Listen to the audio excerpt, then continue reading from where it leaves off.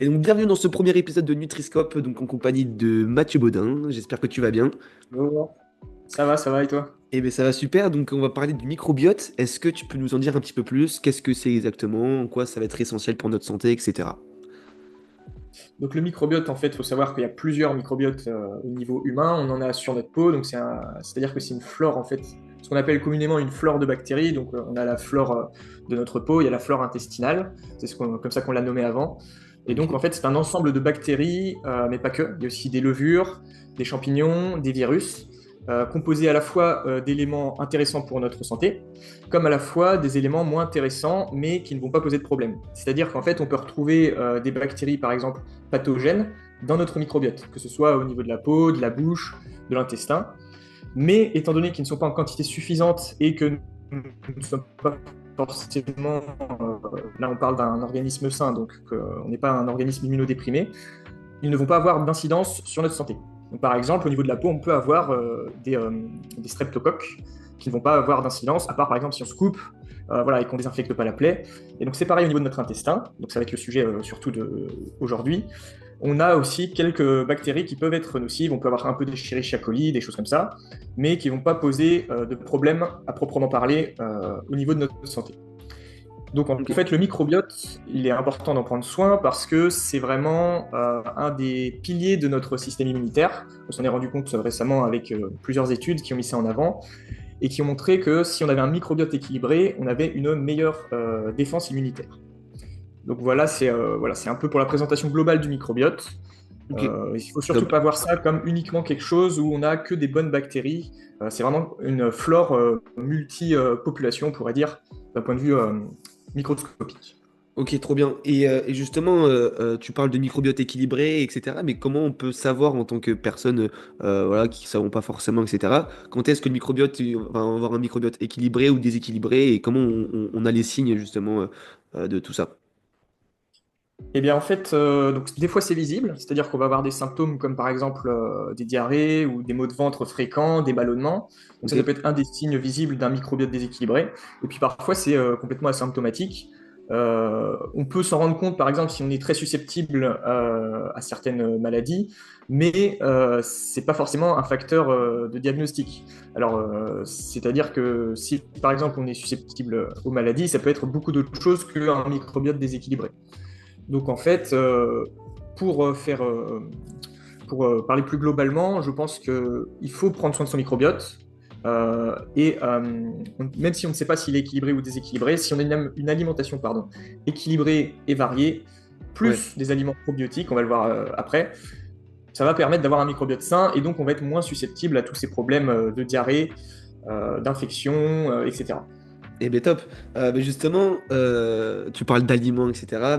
Quels aliments faut-il alors privilégier ou justement éviter pour avoir ce microbiote équilibré, ce microbiote sain, etc.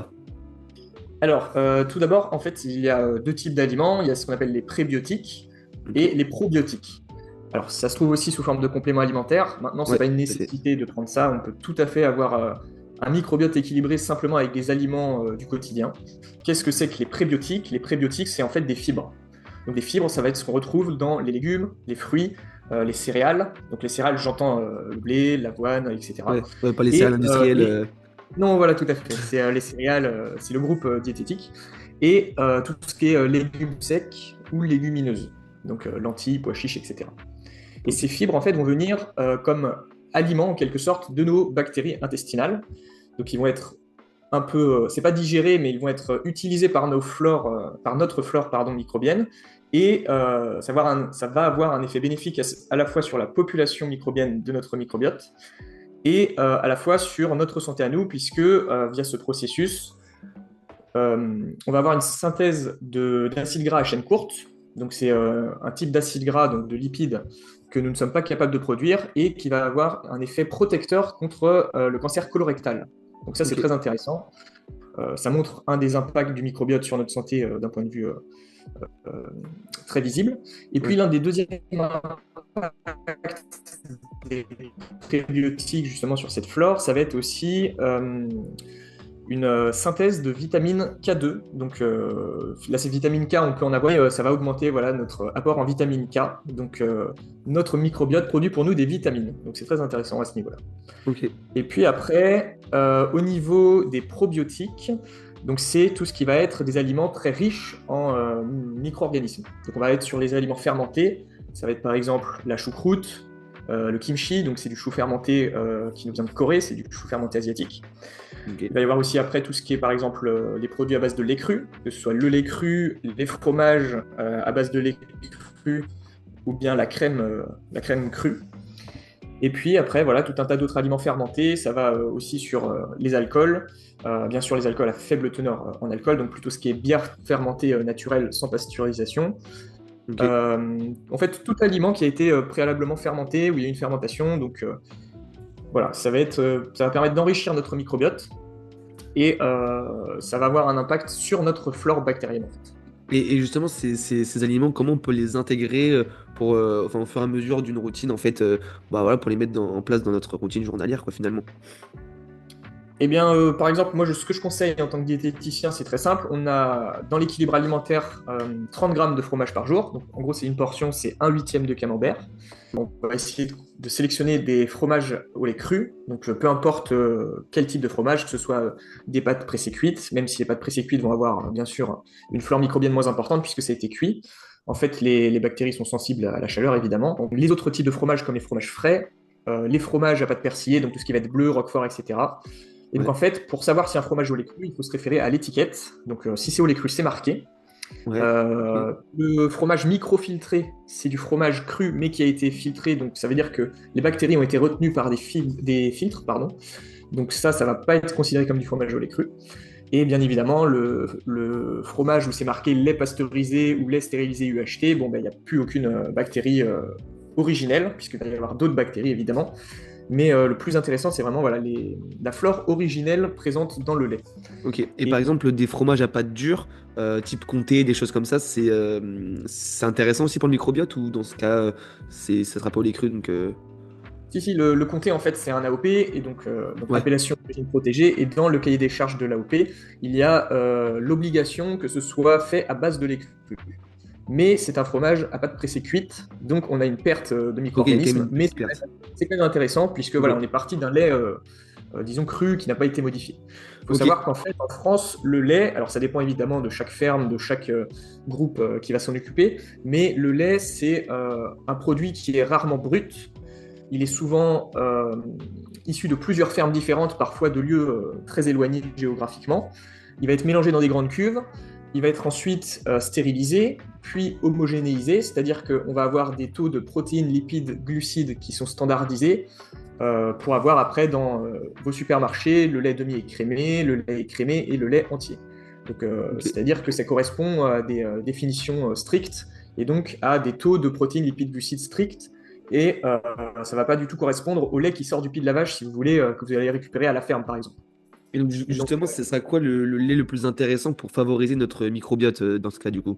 Parce que est-ce eh que bien, du coup le lait c'est vraiment bon pour notre microbiote, etc. oui, le lait est très bon pour le microbiote et le lait le plus intéressant à aller chercher, ça va être forcément un lait. Soit on peut trouver du lait cru en supermarché, donc ça va être un lait avec une bouteille jaune, Ok, euh, un bouchon jaune, voilà. Et puis, sinon, bah, l'idéal, c'est d'avoir un producteur près de chez soi qui peut vous fournir en lait cru. Cependant, je mets quand même une petite vigilance pour nos auditeurs. Il faut faire attention au niveau des femmes enceintes et des personnes fragiles. On parle beaucoup des enfants en bas âge, mais on va en reparler juste après. Mais surtout pour les personnes âgées qui sont, par exemple, voilà, en situation d'immunodépression, des personnes âgées qui sont en dénutrition, on ne va pas conseiller du lait cru parce que il y a malgré tout, il peut y avoir des pathogènes dans la flore du lait cru. Alors, ça serait lié à une mauvaise gestion et à une mauvaise hygiène issue de la ferme. Il faut savoir qu'aujourd'hui, les fermes sont très contrôlées d'un point de vue hygiène, donc ce serait malheureux, mais ça peut arriver, donc ouais, on met bien en sûr. garde. Et voilà. Après, au niveau des enfants, c'est ce que je voulais en discuter avec toi. Ouais, En fait, une récente étude, donc qui est l'étude Pature, qui a été menée sur plusieurs pays européens, a présenté qu'en fait, les enfants qui avaient été en contact avec un milieu de la ferme, donc c'est un milieu qui est très riche en micro-organismes, à la fois ouais, pathogènes et non pathogènes, avaient des tendances beaucoup moins fréquentes à développer des maladies auto-immunes, donc c'est-à-dire allergies, asthme, eczéma, ce genre de pathologie. Et en fait, ce serait lié justement à une exposition précoce, très tôt. Parfois même la mère porteuse de l'enfant est en contact avec ces micro-organismes. Ok. Et donc, ça permettrait en fait voilà, à la fois permettre au système immunitaire de l'enfant de s'adapter au milieu et à la fois d'enrichir son microbiote, que ce soit la peau, la bouche, voilà, de chaque, bien sûr l'intestin, de chacun de nos microbiotes. Et donc cette étude Pature est toujours en cours et voilà, on n'est pas encore au résultat attendu, c'est-à-dire qu'on attend encore d'autres résultats. Ok. Mais il a aussi été mis en évidence dans cette étude que le lait cru faisait partie de ces aliments qui permettaient aussi aux enfants de limiter le développement de pathologies auto-immunes. Ok, donc c'est vraiment un avantage de consommer du lait cru, mais enfin dès le plus jeune âge, on est d'accord. Mais justement, Alors, ouais, c'est-à-dire que je ne peux pas le conseiller parce qu'en fait, aujourd'hui, les autorités sanitaires de France et d'Europe ne le conseillent pas.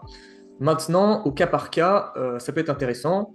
Les enfants en très bas âge, il faut quand même éviter parce qu'on est aujourd'hui justement dans des milieux qui sont très stérilisés, ouais, très vigilants sur l'hygiène. Et donc un enfant qui est issu de la ville, qui va être moins en contact certainement, alors bien sûr ça dépend de chacun, mais il sera ouais, bien sûr. certainement moins en contact avec les micro-organismes, peut mal réagir à une prise de lait cru si son organisme n'a pas été habitué. Donc je ne vais pas le conseiller pour les enfants en bas âge, ça sera du cas par cas, mais en tout cas quand on a plus de 18 ans, et même avant, on peut considérer qu'à partir de 15 ans, on est en capacité de prendre des produits à base de lait cru. Il ne faut pas hésiter à en prendre, ça va être bon pour notre santé. Ok, mais justement, c'est quoi la différence entre un lait cru et un lait demi-crémier, par exemple? Eh bien voilà, donc c'est ce que j'expliquais tout à l'heure, c'est-à-dire que le lait cru, il va être sorti du pied de la vache Ok, et il va être conditionné tel quel. Donc on va avoir un lait qui est entier. Donc entier, de toute façon, ça ne sera pas le même lait entier qu'on trouve dans le commerce, ouais, puisque bien là, c'est sûr. un lait qui n'a pas été modifié. S'il n'atteint pas le taux de lipides exact de la définition, ça pose pas de problème parce que c'est un lait cru. Donc c'est un lait qui est vraiment modifié, il est aucunement modifié. Et le lait demi-écrémé, ça va être un lait qui a été donc stérilisé, donc on a tué toutes les bactéries. Là, il n'y a plus aucune bactérie dans le lait, Ok, même les bactéries intéressantes pour notre microbiote. On a ensuite homogénéisé le lait avec d'autres laits, on a standardisé le lait, parfois on l'a microfiltré, donc on a filtré à la fois les micro-organismes et voilà, certaines molécules dans le lait. Et donc on va avoir un lait, on va dire, aseptisé, qui ne va pas être intéressant pour le microbiote. Et en parlant de lait, on peut aussi aborder la question du lactose, qu'on verra dans une autre ouais. vidéo, mais je vais en parler un petit peu On ici. peut l'introduire, ouais, tout à fait. On s'est rendu compte aussi, alors il n'y a pas encore d'études scientifiques qui sont sorties là-dessus, mais en tant que diététicien, j'ai eu pas mal de retours de patients et j'ai moi-même pu l'expérimenter. Le lait cru, malgré le fait qu'il contienne du lactose, donc le lactose est présent dans le lait cru comme dans le lait non cru, dans le lait Ouais, pasteurisé industriel, eh bien on s'est rendu compte que les patients qui avaient une intolérance au lactose et qui consommaient du lait cru n'avaient pas de problème. Alors que s'ils ok, consommaient du lait industriel stérilisé, avaient voilà, ce problème de problème digestif, ouais, tout à fait, ouais. inconfort, etc. Donc ça montre bien en fait l'impact que peut avoir les micro-organismes et un produit brut sur notre santé, sachant que il y a aussi aujourd'hui l'effet matrice qui est mis en avant dans les aliments. Donc qu'est-ce que c'est que l'effet matrice? L'effet matrice, c'est tout simplement la, comment dire, c'est en fait, on s'est rendu compte que l'ensemble des nutriments qui composaient un aliment ne correspondaient pas à l'aliment fini. Donc par Ok, exemple, si on calcule d'un point de vue purement nutritionnel le contenu d'un fromage, ouais, donc par exemple, disons 22 grammes de protéines pour 100 grammes, 27 grammes de lipides, eh bien, si on prend voilà, le calcium, etc., si on prend tous les éléments qu'on les présente sous forme de gélules, donc on va prendre de la whey, du calcium sous forme de gélules, etc., et qu'on les consomme, ça n'aura pas le même effet dans le corps que si on consomme l'aliment. ouais, bien Et sûr. donc ça, on ne sait pas exactement pourquoi ça marche comme ça, mais on s'est rendu compte que c'était certainement lié à la fois aux micro-organismes présents dans l'aliment de base, à la fois aux enzymes qui peuvent être présentes. Donc les enzymes, c'est des catalyseurs naturels présents chez tous les organismes vivants. Donc ces enzymes qui pouvaient être présentes dans l'aliment, et d'autres facteurs qu'on ne sait pas encore expliquer. Mais en tout cas, c'est ce qui, par exemple, a permis de montrer que 30 grammes de fromage par jour avait un effet selon certaines études, cardioprotecteur, donc c'est-à-dire protecteur contre les maladies cardiovasculaires, alors qu'on avait plutôt tendance à dire qu'une consommation excessive d'acides gras saturés, notamment certains types d'acides gras saturés, avaient tendance à développer les maladies cardiovasculaires. Ouais, bien sûr, ouais. Cette espèce d'effet un petit peu contradictoire, mais en fait qui s'explique certainement par l'effet matrice. Alors c'est des recherches assez récentes, on attend plus de recherches pour confirmer ça, mais c'est très intéressant en tout cas. Ouais, c'est hyper intéressant. Ouais. Donc, comme quoi, en fait, c'est intéressant aussi des fois de manger du fromage, etc., quand c'est à des doses justement équilibrées et pas enfin, dans le dosage et dans l'équilibre, quoi, finalement. Bien sûr, il n'y a pas que les aliments les crus, donc comme on l'a évoqué, il y a aussi tout ce qui est choux fermentés qui sont très intéressants et facilement accessibles, donc choucroute, kimchi. Il faut faire attention à essayer de les consommer plutôt crus, évidemment, puisque si on va les chauffer, partie des micro-organismes vont être tués. Finalement, du coup, avoir un microbiote équilibré et sain permet aussi, du coup, d'avoir une meilleure digestion, d'avoir une meilleure appréciation aussi de son équilibre alimentaire, etc. Ça fait partie de l'équilibre alimentaire. On va en fait favoriser déjà un équilibre général. Et si on ajoute en plus à ça des aliments probiotiques, comme on l'a vu, on va vraiment avoir un microbiote qu'on va dire en bonne santé.